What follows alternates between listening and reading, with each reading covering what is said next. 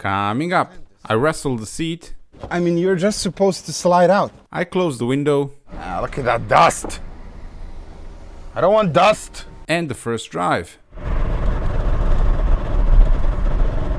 Right, that went well.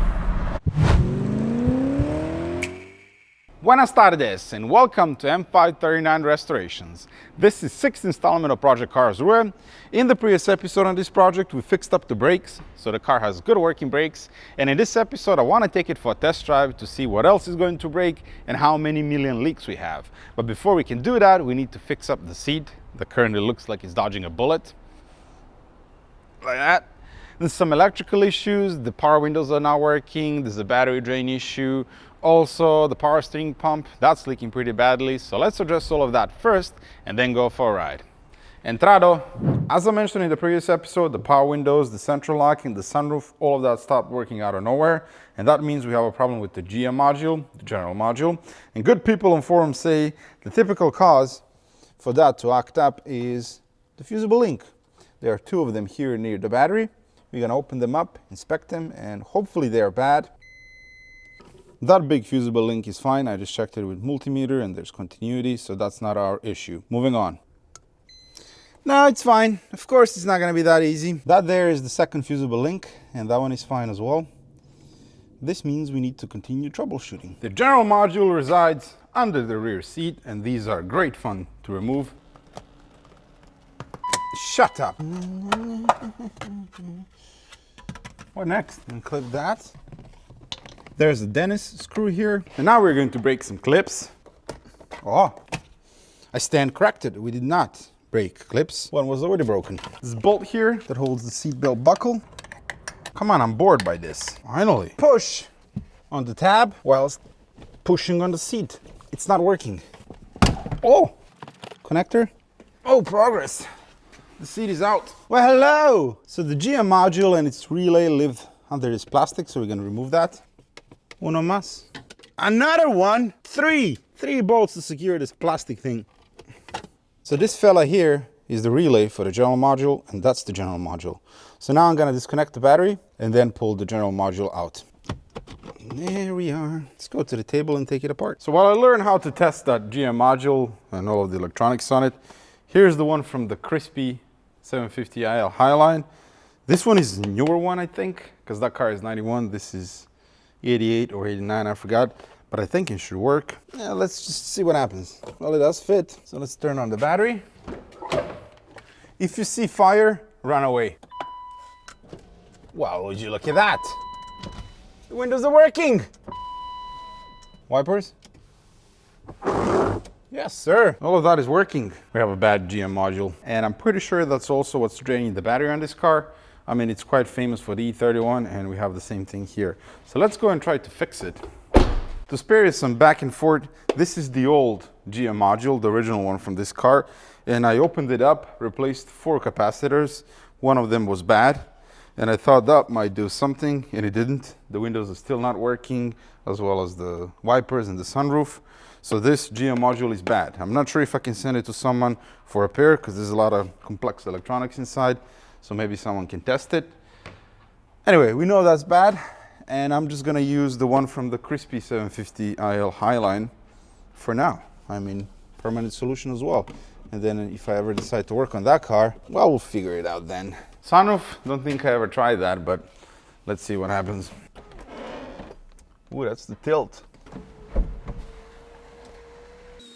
That seems to be working as well, and it's one touch as well. Thank goodness. I really hate messing around with sunroofs, so as much as I love sitting like this, I think it's time to fix the gangsta lean from this seat. This is actually a common problem on many BMW models, and I've done this repair already on the 8 Series.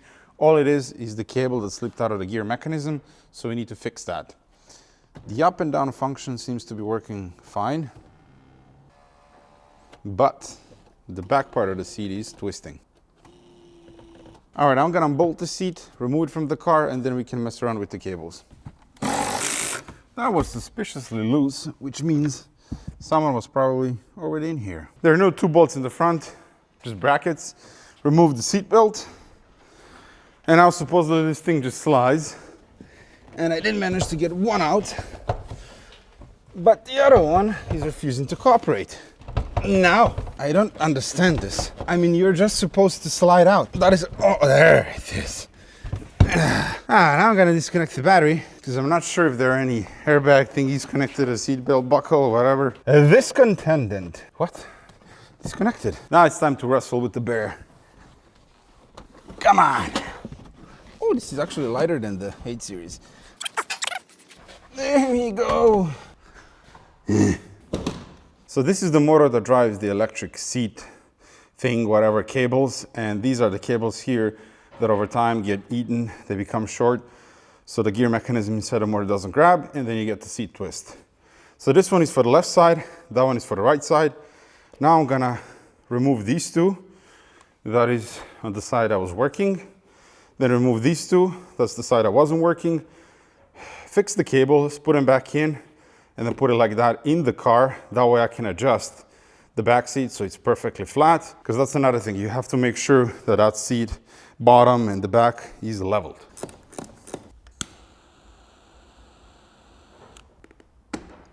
There it is.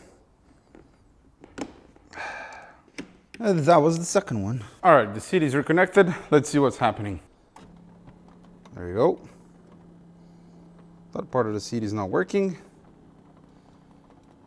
So I lined up the passenger seat with this one, and the back side is perfectly straight. However, the bottom, this section here is a little bit higher than that one over there, so I still need to adjust that. This is turning out to be a lot more challenging than I thought. The problem is now I fixed the back side, but the bottom of the seat is sitting like this. It's not straight, and that's because of this front section and this bar here, and these are gear driven. So this side, you can see where the gear lever thing is, and then this one is a bit higher or lower depending on how you look at it. I'm going to continue to mess around with this and let you know once I find the solution. So I unbolted this gear mechanism here, two 10mm bolts, moved it a little bit to the side, moved it up, and now it is perfectly leveled with this one, which means the whole seat bottom is leveled. And there we are, the seat is finally straight again. The bottom part is leveled, the upper part is leveled, but it was sitting twisted like that for who knows how many years. So the leather has stretched a little bit, that's why you see some wrinkles and stuff there. But this should go away as soon as I put the car in the sun and hopefully takes back its original shape. But overall, that's it. Now I need to take it out again, reconnect the cables, and show you what I did exactly. So the seat twist repair on the E32, it's not exactly the same as it is on E31, E38, and E39. When you have a seat twisting issue in those cars, you have to remove this cable. You shorten the cable sheeting by 5 to 10 millimeters. You put this back on and put the cable back into the motor. On E32, it's not necessary to remove this. All you have to do is heat up this metal part, then take needle nose pliers and push in this cable a little bit in, and that should be enough to engage with the motor over there. And it's actually a bit easier than it is on E31, at least that part, because you don't have to mess around with cables. This one was a little bit trickier, but it's done as well. Now I'm going to reassemble this, and then this is ready to go back in the car.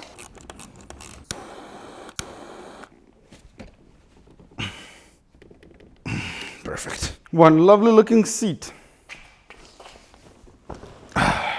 Comfy as well. So I'm not gonna clean the carpets now. We're gonna leave that for the interior video because the leather needs to be re-dyed, headliner needs to be redone. So all of this is gonna come out, be cleaned and refreshed. For now, we're just putting back in a working, not twisted seat. I've taken out the seat so many times now. I'm sick of it already. Yes. I'm gonna test all of the functions of the seat again. Goes back, front, tilts, and that's working perfectly as well. So everything is fully functional. I do need to remove and clean these controls here because they are a little bit sticky. Oh yes, so much better. That one now, what? Now we can definitely go for a drive. Before I take it for a test drive, I want to refresh the power steering pump because this thing is leaking worse than a sinking ship. This is the tandem vane pump, so it does the power steering, self-leveling in the back, and it also helps with the brakes. And it is leaking from the middle and just generally all over the place. And there's a kit from BMW that you can buy that contains all of the seals and stuff inside that you can replace and make it not leak. So let's remove it and do that. Let's take that out as well. Easy as that. Remove the pulley.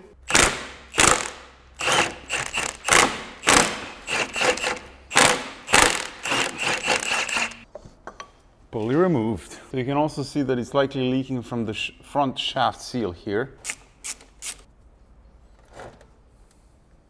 While that is slowly draining, I can unbolt this line here. Now we're going to remove this line here. There we are. Now we're going to remove this one here.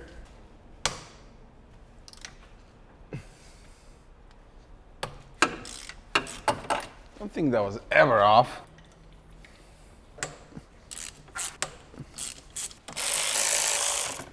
So there's another bolt on the very top that holds the parsing pump in the back. There we are. So this is the line on the top. Perfect. Oh man alive. Torque to 1000 Newton meters. All right, let's go up top and remove the alternator. There's no way I can get to this line from the bottom. There are, as far as I can see, 2 bolts holding the alternator. So I'm gonna remove them and see if I can at least move it to the side and then get access to that line. There we go. Can't wait to remove this stupid hood. 3 bolts holding the alternator. And bolted and moved the alternator out of the way. So let's see what it says now. There we are. Oh my God.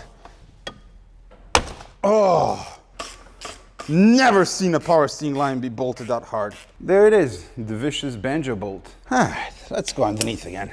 Are you free now? Do you want to come out?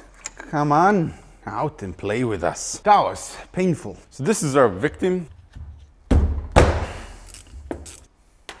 Good. First things first, let's clean it. Plug up the holes. This is pretty remarkable how caked up this actually is. Now we can start separating the pump. First this side here. Let's do a little smack smack. There we are. That's one side of the pump. So this big O-ring is what likes to leak. Then we have plungers and pistons here and the eccentric shaft.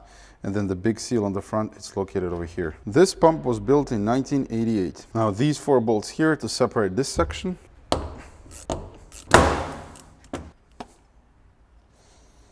And that is the second half of the pump. Another O-ring here.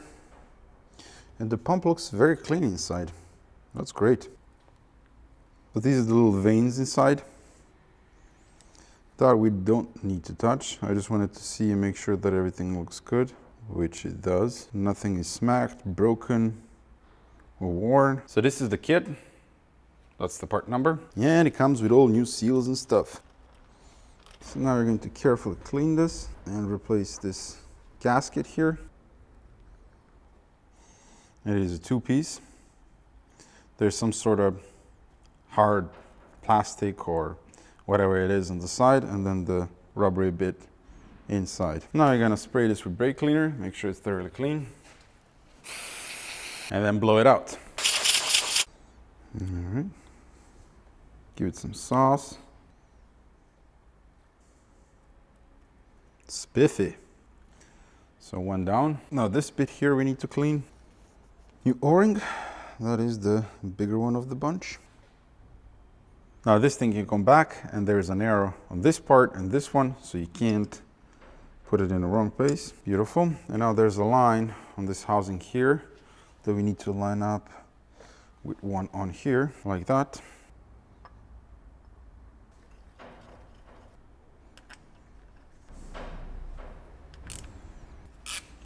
So a bit of torque. And that's that part of the pump done. This is the tricky side. Now we need to pull off this flange where the pulley sits. And normally you'd need a press for this, which I don't have, thankfully, but it is on the shopping list. So I'm gonna try and use a puller to remove it. Then there are plungers here, which you can see inside, they move. We need to remove those as well. And there's 2 O-rings, well, one on each side that we need to replace. And once the flange is off, then I can pull the shaft off and then replace this main seal on the front. So let's first do these insane screws. So I'm gonna try and use the impact gun here. That was way easier than I expected. Let's remember which one goes where. And the O-ring is this one, which is plastic. There we are. That worked out wonderfully. This is the plate that we have right now, which is normal. So now I'm gonna try and measure that distance. So now I'm gonna use my feeler gauge here. And this gap is 1 millimeter, 0.05. Brilliant. Now we can go to the vice bench. So instead of using a press, which I don't have, I'm gonna use my garbage puller and happy thoughts. Let's see if that works. Try to do with this.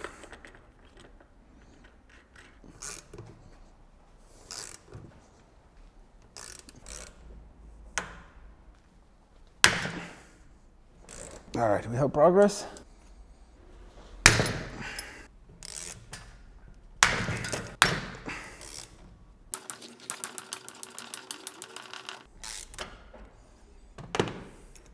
And it's off. All right, that's the flange successfully removed without breaking anything. Pull out the shaft. Hello, Mr. Shaft. ¿Cómo estás? That's the seal that we need to replace. That was rather easy. Brilliant. So we're going to use the old seal to smack the new one in.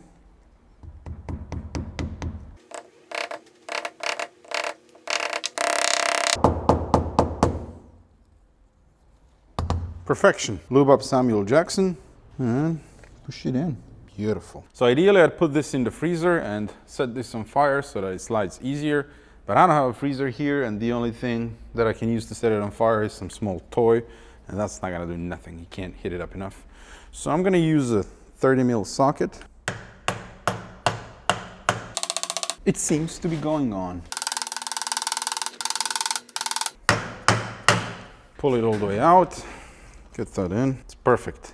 Exactly like before. So now these two go back. Put back the spring. Then the new O-ring. Make sure that still spins smoothly. And now back to the vise and then tighten these back.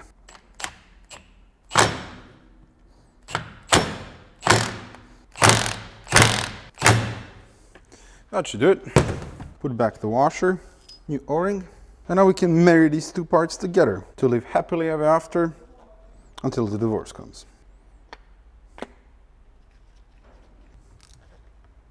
Final torque.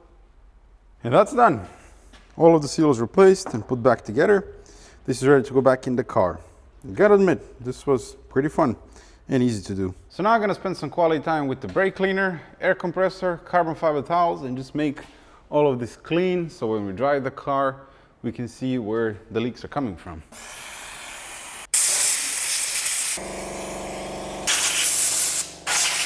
That's as clean as it's going to get at this point. Now I'm gonna put back the power steering pump and then clean a bit more. First, we're gonna attach this line here. And the trickiest one is going to be on the top.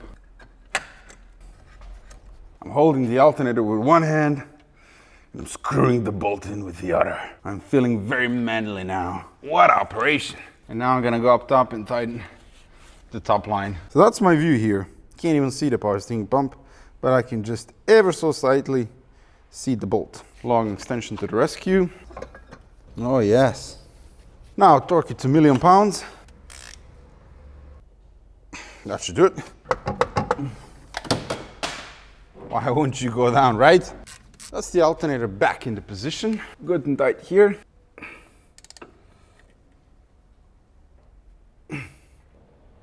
Good. I did refurbish this pulley by respraying it with some matte black. As you can see, the brake pressure accumulator is still dry, so I can reinstall the fog light. So this is a replacement fog light, used one of course. The old one was broken, so we are going with this one. There you go. Plug it in.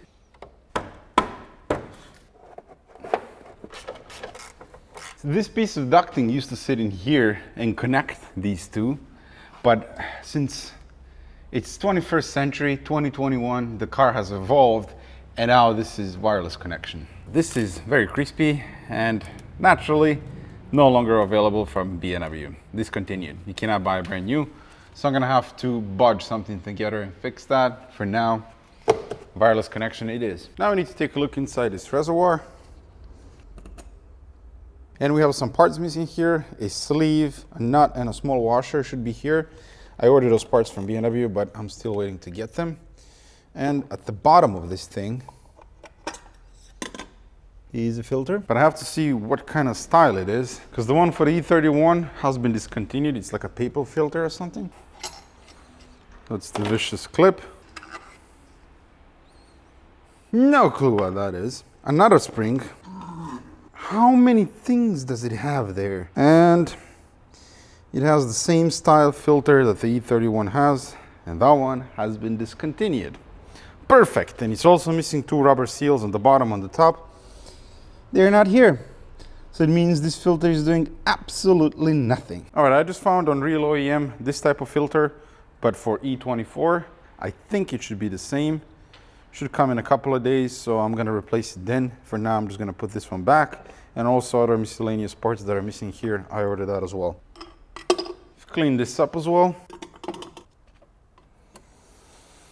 Perfect, that'll do it till I get new parts. There's a seal here that we're also going to replace. That comes out like that. Here's the new seal. And now let's top it off. Green CHF 7.1 hydraulic fluid.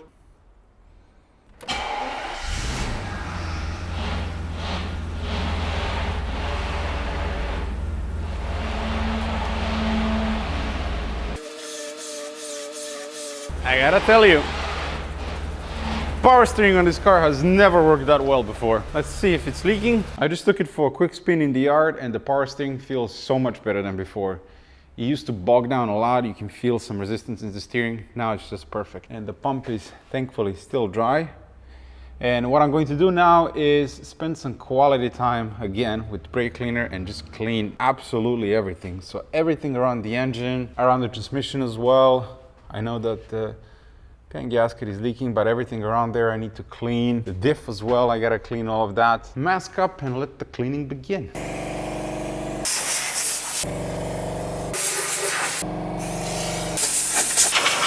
That's about it. I cleaned up pretty much everything you can see, touch and blow out, and everything is dry. So whatever is fresh fluid after our test drive, we know we have a leak there. Hopefully not many. I'm really hoping that the gearbox is not leaking, because I really don't want to take that out.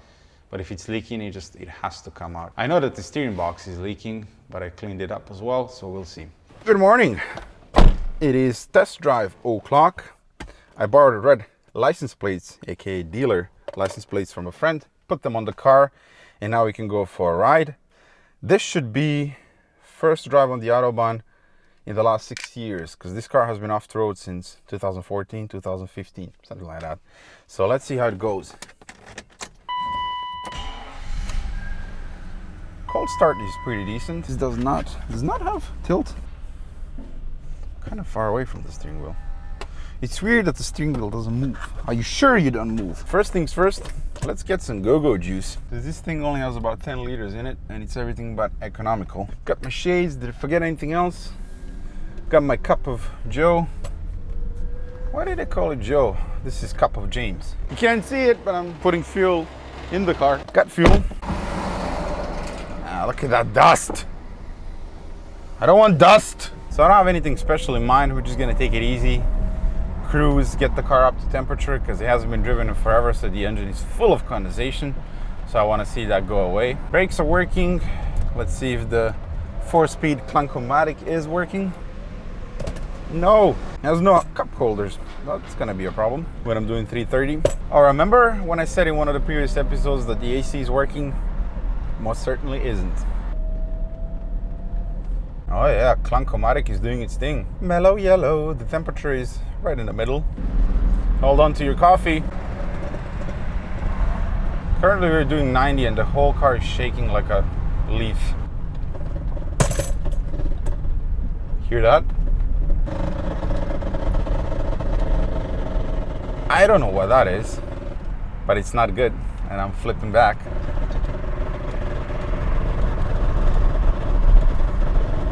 Right, that went well. Let's coming from that side of the car. Can you hear it now? It's actually impressive. All right, we are back. I'm not seeing anything immediately bad, so kind of need to put it on lift and look.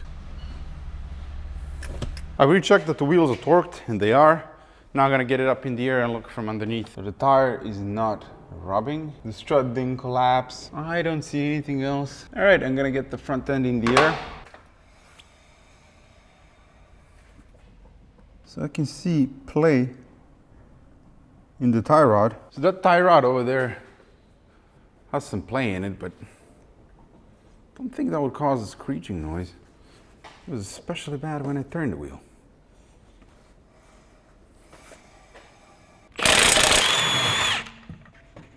Watch this.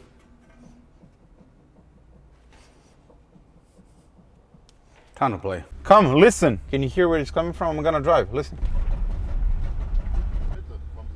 From the middle? Drive shaft. All right, my friend is telling me now he thinks it's coming from the middle, which means it could be the center shaft bearing then. The center shaft bearing, it must be. The thing that baffles me, it only comes when the car is warm and mainly when I turn right. All right, I got the rear end up in the air. I'm gonna start the car and see if I can hear the noise again. So it's the drive shaft or the transmission. I'll lift it up in the air. You sit, but be very careful. Just gently, gently let go of the brakes. Safety glasses. All right, do it slowly.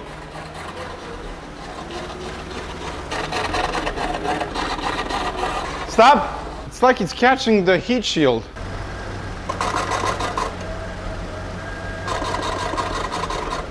Ha! It's the heat shield above the exhaust.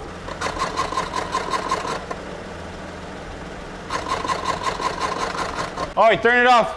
There's a heat shield above the exhaust. Let me try to bend it. It doesn't make any sense that it's only doing this when the car is warm. All right, start it.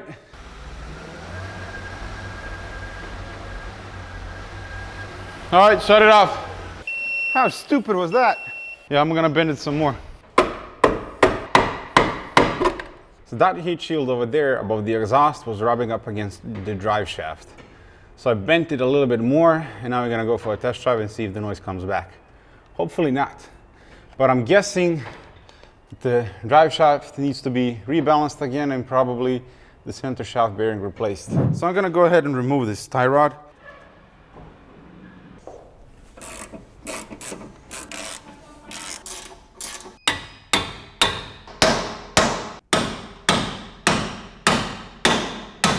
There we are.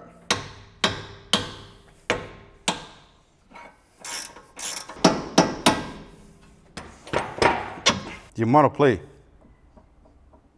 that it has is ridiculous. There we are. It is moving. It's like there's no end. Finally. So I got the new ball joint here from Lemforder, made in Germany. I still don't understand this ball joint. There is no hex bolt here or anything to stop this shaft from spinning. By the way, we're going to overhaul the entire suspension on this car. First, I just want to start with the engine, make sure that runs 100%, and then focus on everything else. And I did mark the position of the old ball joint, and I'm putting the new one in the same position. That's important, so it keeps wheel alignment as close as possible. Oh yeah, it's spinning. So how do you stop it from spinning? It doesn't make any sense. Normally, on every single ball joint that I ever removed, albeit newer models, they have like a hex bolt or whatever here, so you can put a bit in there and then you hold the shaft while you do the nut on. But this just has a hole on it. What am I supposed to put it in there to stop it from spinning? All right, the trick is to put pressure on the ball joint with the pry bar from the top and then do it up. That's done. So no more side to side play. Here we go, new attempt. No noise. I think let's just go directly to the Autobahn. No more noise. Can you go any faster? Here's a mess. Gotta look good, man. Man, the new X7 is so ugly. What's the point of that anyway? Who wants a house on wheels? Come on, Supra, give it some. That ain't Supra, it's Celica. Oh my god, we're never going to turn. I've never seen expendable heat shield or drive shaft before. You would think it would scrape all the time, not only when the car is warm. It just doesn't make any sense. And I did use an endoscope to look at the center shaft bearing. And at least physically looks okay, it didn't disintegrate. Here we go. Second time on the Autobahn, getting up to speed. Cruising at 100. It's shaking a lot less than it did before. I mean, it's still a giant vibrator, but it's a bit better. It feels like the wheels are not balanced, but they are. So I'm thinking the entire front end is shot. Oh, well, there we go. At 120, it's better. A lot of wind noise, I know, but it's just really stuffy in here. Cruising at 160 now. There we go. It's a machine and it works. Suspension's very floaty. There's more play in the steering wheel than in a throttle house. We have Anger Kia behind me. Let's hit some back roads. And Clunkomatic, it's working perfect. No issues. It downshifts nicely. 4 speeds only, but it does work as intended. I mean, the seat is very comfortable. I like it. By the way, I'm not seeing any more condensation from the exhaust, which is excellent. It was smoking like a chimney before. Why are you so aggressive in your stupid Polo? I mean, so far everything is good. The wheels didn't fall off. The engine is not overheating. No weird noises. We're cruising as I was hoping we would the first time around. Still can't believe that it was the stupid heat shield. Kick it down. Oh, there you go. Now it downshifted. Now it's picking up. Pulls. Yep, the power is definitely there. Let's hear the engine. It's running rich. First time on the road in 6-7 years. And you'd be surprised how much easier and how much time it saves to block the plates with a piece of paper than to do that in editing. Hopefully it doesn't fly off. It's working well, the engine is not overheating, it sounds good. You can see a bit of black smoke from the exhaust, so O2 sensors, and it still needs some tune-up and stuff, maybe vacuum leaks, who knows. I mean, I've only done general service of the engine, but there's still a long way to go with it. Other than that, it sounds really healthy. Nothing wrong under the hood. It drives better than I was expecting for a car that was sitting for so long. Kick down. There we go. All right, pull is good. Pull is good. Shift's good. I broke that one as well. Another one, you say? Why not? Why not?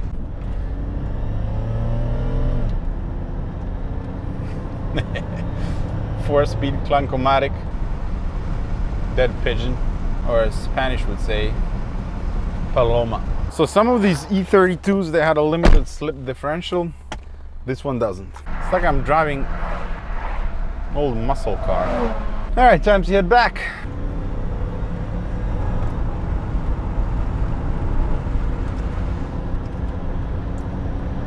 Honestly, it gets up to speed really nicely. 190, 200.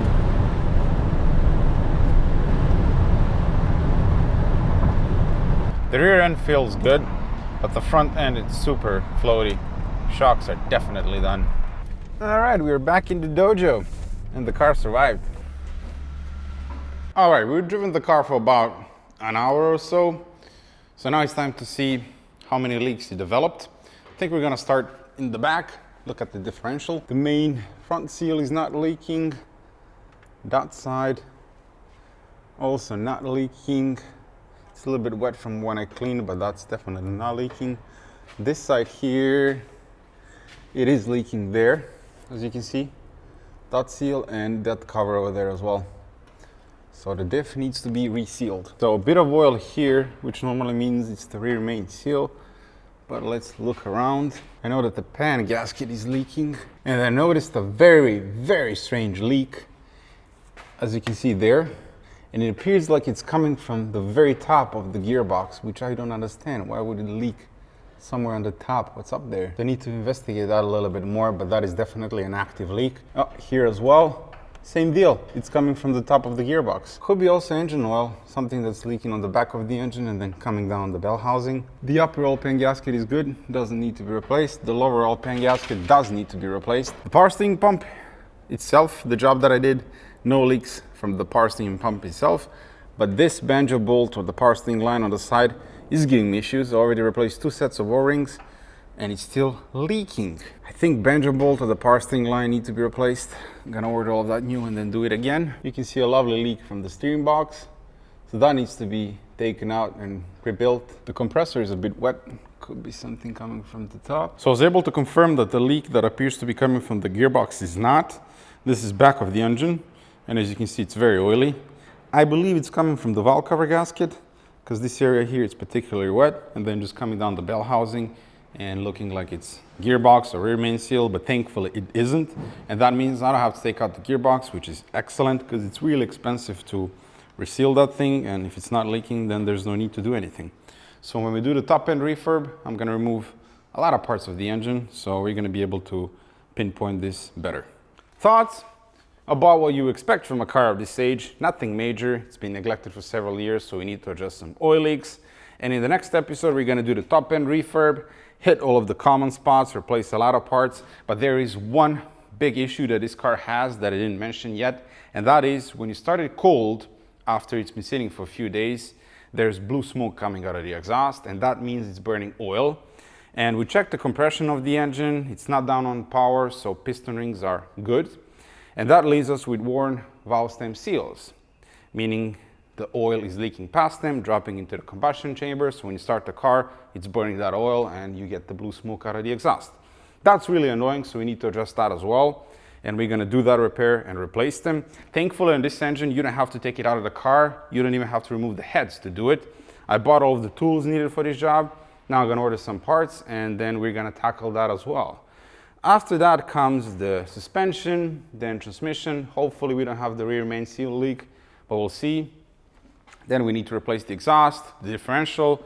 Once the mechanical part is done, we're gonna tackle the interior and finally the exterior. So many more hours left on this project and many more videos.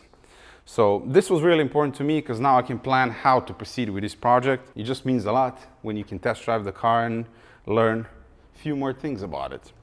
Hopefully this was enjoyable for you. If you did, give it a thumbs up, share the video, subscribe if you didn't.